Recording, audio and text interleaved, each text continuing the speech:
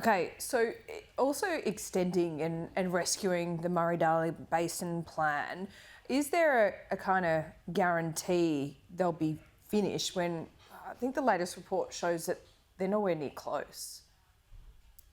Yeah, so the projects you're talking about are projects that state governments have undertaken, and about half of those projects are going to be delivered on time, and they'll deliver the water savings and water efficiencies that we're expecting. About half of them will be either late or they won't deliver what they were originally expected to deliver. So we've got two areas of shortage here. There's those projects that you're talking about. There's also 450 gigalitres of additional environmental water that was really the condition for South Australia signing on to the plan all those years ago. When I became the Water Minister, just 2 gigalitres of that 450 had been delivered. Just 2 gigalitres had been achieved by the previous government.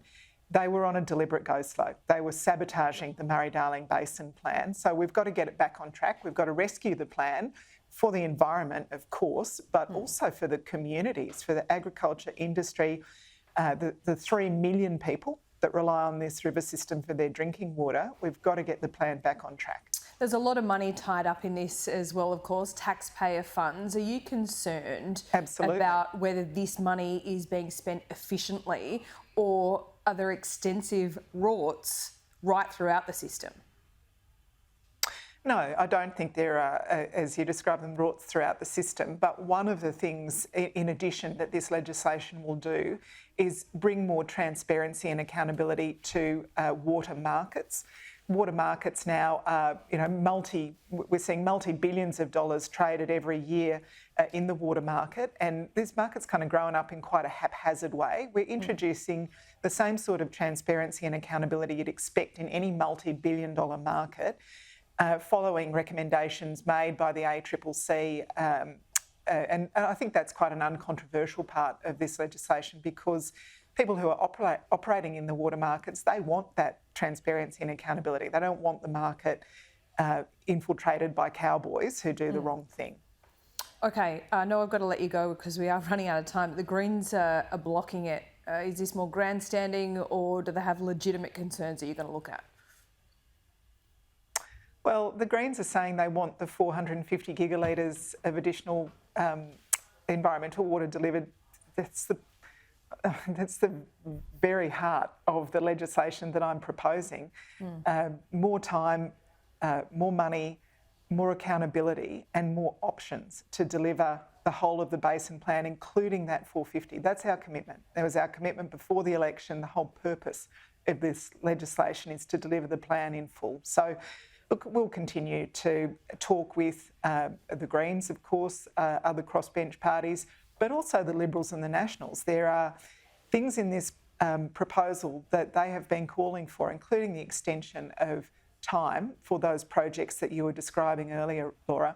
This has got something for everyone, and it's the only way we deliver the plan. I'm very much hoping for an outbreak of common sense. Okay, good luck with that. We'll see. Tanya, before I let you go, I also wanted to ask you about this New South Wales energy plan yesterday, and we haven't spoken since AEMO made some pretty strong warnings about the transition to renewables. I know that the Labor Party, the Labor government, would rather not be starting from this point, but you are.